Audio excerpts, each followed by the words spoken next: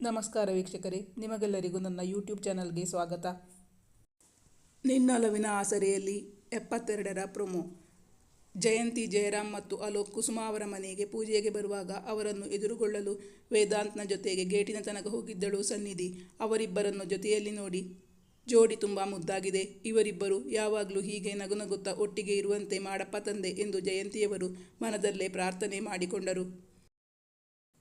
ಹಸಿರು ಬಣ್ಣದ ಸೀರೆ ಒಡವೆಗಳಲ್ಲಿ ಸರ್ವಾಲಂಕಾರ ಭೂಷಿತೆಯಾಗಿ ನಿಂತಿರುವ ಮಗಳನ್ನು ಕಂಡು ನಮ್ಮನ್ನು ಎದುರುಗೊಳ್ಳೋಕೆ ಯಾರೋ ಹೊಸಬರು ಬಂದ ಹಾಗೆ ಕಾಣಿಸ್ತಾ ಇದೆಯಲ್ಲ, ಯಾರಿವರು ಅಂತ ನಿಮ್ಮ ಪಪ್ಪ ನನ್ನ ಹತ್ರ ಕೇಳಿದ್ರು ಎಂದು ಜಯಂತಿಯವರು ಮಗಳ ಬಳಿ ಹೇಳಿದಾಗ, ಪಪ್ಪ ಮೀಟ್ ಮಿಸ್ ಸನ್ನಿಧಿ ಜಯರಾಮ್. ಅರಳು ಕಣ್ಣಿನ ಮುದ್ದು ಮುಖದ ಈ ಚೆಲುವೆ ತನ್ನ ಮಗಳೇ. ಕಣ್ಣು ಉಜ್ಜಿ ಮತ್ತೆ ಮತ್ತೆ ನೋಡಿಕೊಂಡರು ಜಯರಾಮ್. ನನ್ನ ಮಗಳು ಅಂದರೆ ಕೇಳಬೇಕೆ? ಈ ಸಾರಿಯಲ್ಲಿ ನೀನು ತುಂಬ ಅದ್ಭುತವಾಗಿ ಕಾಣಿಸ್ತೀಯ ಕಂದ. ಯಾರಪ್ಪ ಇದು ಅಂತ ಅನ್ನಿಸ್ತು. ಮಗಳನ್ನು ಹೆಮ್ಮೆಯಿಂದ ನೋಡಿ ನಕ್ಕರು ಜಯರಾಮ್. ಪಪ್ಪ, ಈ ಸಾರಿ ಆಂಟಿ ನನಗೆ ಗಿಫ್ಟಾಗಿ ಕೊಟ್ಟಿರೋದು. ಸರ, ಬ್ಯಾಂಗಲ್ಸ್ ಎಲ್ಲ ಆಂಟಿದು. ಮ್ಯಾಚಿಂಗ್ ಇರಲಿ ಅಂತ ಅವರೇ ಹಾಕಿಸಿರೋದು. ಮತ್ತೆ ನನ್ನ ಇಯರಿಂಗ್ಸ್ ಎಂದು ಸನ್ನಿಧಿ ಹೇಳ ಹೊರಟಾಗ, ನೀನು ಇವರನ್ನೆಲ್ಲ ಗೇಟಿನ ಹತ್ರನೇ ನಿಲ್ಲಿಸಿ ಮಾತಾಡ್ತಾ ಇರ್ತೀಯಾ ಅಥವಾ ಬಂದವರನ್ನು ಒಳಗೆ ಕರೀತೀಯೋ? ವೇದಾಂತ್ ನಸುನಕ್ಕು ಅವಳ ಮೂಗು ಹಿಂಡಿದ. ಥೂ ಹೋಗೋ, ಅದೆಲ್ಲ ನಿನ್ನ ಹೆಂಡತಿ ಹತ್ರ ಮಾಡು, ನನ್ನ ಹತ್ರ ಅಲ್ಲ ಎಂದಾಗ ವೇದಾಂತ್ ಸ್ವಲ್ಪ ಕೆಂಪಗಾದ. ಅಂಕಲ್, ಆದಷ್ಟು ಬೇಗ ಈ ಹುಡುಗಿಗೆ ಮೂಗುದಾರ ಹಾಕಬೇಕು, ಇಲ್ಲಾಂದರೆ ಹುಡುಗಿ ಕೈ ತಪ್ಪಿ ಹೋಗ್ತಾಳೆ. ವೇದಾಂತ್ ಜಯರಾಮ ಅವರ ಬಳಿ ಹೇಳಿದಾಗ ಅವರು ನಸುನಕ್ಕರು.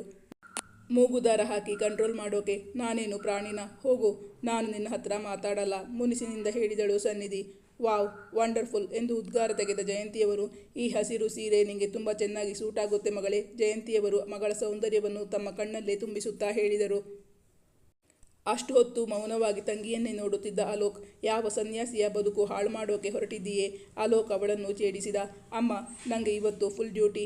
ಈ ಬ್ಯೂಟಿ ಕ್ವೀನ್ನ ಯಾರಾದರೂ ಎಗರಿಸಿಕೊಂಡು ಹೊರಟು ಹೋದರೆ ಇವತ್ತು ಇವಳನ್ನು ಜೋಪಾನವಾಗಿ ನೋಡ್ಕೊಳ್ಳೋದೇ ನನ್ನ ಕೆಲಸ ಹೇಳಿದ ಅಲೋಕ್.